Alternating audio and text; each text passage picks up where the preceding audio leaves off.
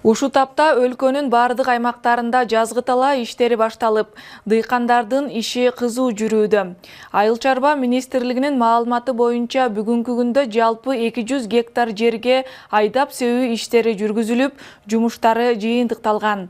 Облустардын жайгашкан жер кыртышына жараша дыйкандарга кайсы түшүмгө басым жасалыш керектиги сунушталып, министрлик алдын ала окутуу иштери жүргүзүлгөнүн билдирет. Муну менен катар өсүмдүктөрдүн түшүм бере турган сорттору сунушталып, аны өстүрүүнүн ыкмалары көрсөтүлгөн. Айыл чарба министрлигинин маалыматына ылайык ушул күндөргө карата өлкө боюнча 53 000 гектар жерге буудай себилген. Ал эми 102 000 гектарга арпа, 19 000 гектарга жакын жерге жүгөрү, өлкө боюнча 8 000 гектар жерге картошка эгилген. Ошол эле учурда дыйкандар күйүүчү майлоочу каражаттар менен камсыз болуп, дыйканчылыкка керектүү болгон техникалар жетиштүү экенин билдирет. Жазгы тала иштери туурасында кийинки материалда сөз болот. Бүгүнкү күндө Сокулук районунун Манас айыл аймагындагы Фрунзе айылында жазгы тала иштери кызуу жүрүүдө.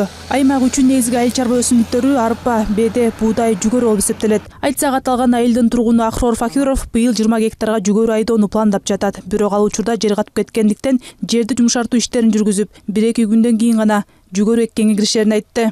Жерге 120 гектарга жүгөрү эгеле деп атканбыз. Жер кичине катып кеткенден азыр диске салдырып жатабыз. Жаңы МТС'ин жардамы менен жакшы нем болуп калды. Буга чейин арпа эгилгенде, арпа айдаган былтыркы жылы. Кыргыз мамлекеттик асыл тукум заводунда талаачылык бригадиликти 10 жылдан бери аркалап келе жаткан Жамаледин Жаянбаевдин айтымында, дыйкандар буга чейин эскилиги жеткен техникалар менен жерлерди айдап, бир топ кыйынчылыкта жаралып келген. Бирок заводко азыркы тапта 10 даана жаңы трактор келип, иштери бир кыйла жеңилдеп, айдап себүү иштери өз убагында аткарылууда. Аны менен катар Жаянбаев дыйкандарга дагы кандай жардамдар көрсөтүлүп жатканына токтолду. Бүгүн дыйкандарга жер айдоо себүү иштерине эң чоң жардамды биздин МТС берип атат. Анан акча тыйын жагынан да буларга пайда болду. 30%ге арзан айдап атышат. Бул өзүнчө эле бир жакшы оокат болуп калды дыйкандар үчүнчү. Мисалы азыр 5,5-6 миң сом 1 гектар жерди айдаган. Негизи 6 миң сомда 5,5 ретки. Биздикини болсо бүт эмени амортизаторду чыгарып, балдардын иштеген айлыктарын чыгарып, ана лизинг компанияга определенный бир сумма төгүп туруш керек экен. Ошолорду расчетун чыгарып, минимальный пайда менен 4 миңге түшүрүп коюшту жерди айдаганды. Бул сугат оор жерде. Ал эми Багара деген жерибиз болот, суу ичпеген. Ал жерлерде болсо 3,5 миңден айдаганга. Аягы эми кичине жеңилирээк болот да айдасыз. Мындан сырткары Жамаледин Жаянбаев суу атуу боюнча да кеп козгоп, негизи Кыргызстанда суу жетиштүү экенин, бирок талааларга жетпей калганын айтат. Ал тургай айыл чарба министри өзү дагы бул аймакка келип, ар бир дыйкандын жерине суу кенен жеткиликтүү болушу керектигин тапшырма берип кеткенин айтты. Аны менен катар Жаянбаев айыл чарбадан атайын адистер келип, дыйкандарга окутуу иштерин жүргүзүп жатканы жакшы көрүнүш экенин, бирок мындай иш аракеттери мындан да күчөтсө жакшы жыйынтык болот деген пикирде. Дыйкан деген ким? Муну түшүнсөңөр болот. Кече эле мен тракторист болуп иштеп аткам. Кече эле башка бирөө сугатчы болуп эле жүргөн адам, же болбосо мугалим болуп жүргөн адам, же башка кызматтарда жүргөн адамдар бир күндө эле фермер болуп калбадыкпы? Үлүш берди бизге, мына жериңер иштегиле деп. Анан баары эле агроном эмес да.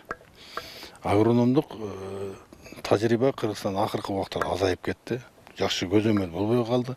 Жер кичине өзүнүн баягы берчү түшүмүн бере албай калды. Кыскасы агрономдук көзөмөл начар болуп калды да.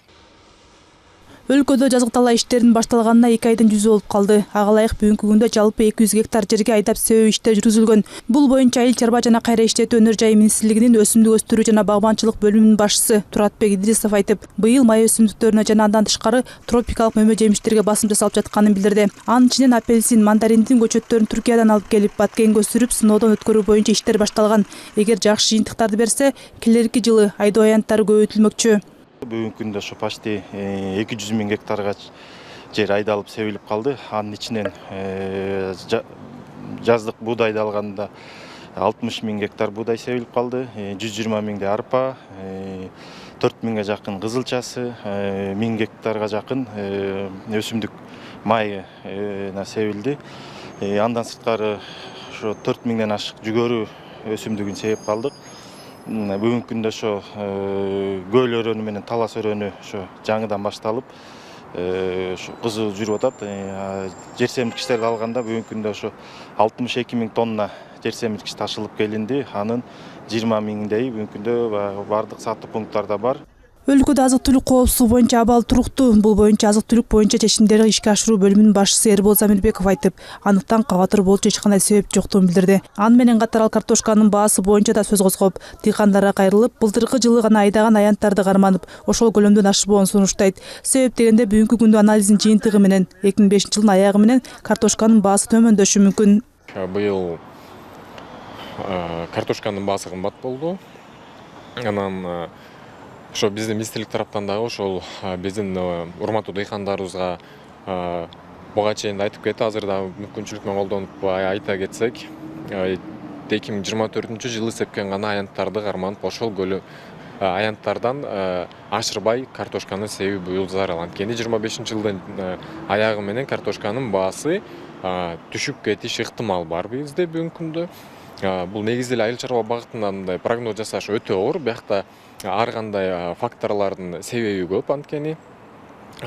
Бирок бүгүнкү күндө биздин анализдин жыйынтыгы менен картошканын баасы төмөндөшү мүмкүн, ыктымал да. Ошол эле учурда Айыл чарба министрлиги дыйкандар жазы талаа иштерине керектүү көлөмдөгү күйүүчү майлоочу майлар менен камсыз болушканын, мындан тышкары учурда үрөөнүн да жетиштүү өлчөмдө бардыгын айтты.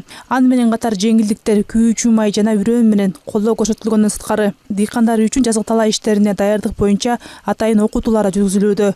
Ал эми окуунун жүрүшүндө дыйкандар жерди кандай даярдоо керек, быйыл кандай өсүмдүктөргө басым жасаш керек, атап айтканда кирешелүү өсүмдүктөр боюнча маалыматтар берилүүдө. Мындай окутуулар Талас жана Ысык көл жергесинде өткөн эми Нарын аймагында уланмакчы. Алина Жапаркулова, Ерлан Кыдырбеков, Жума Баян.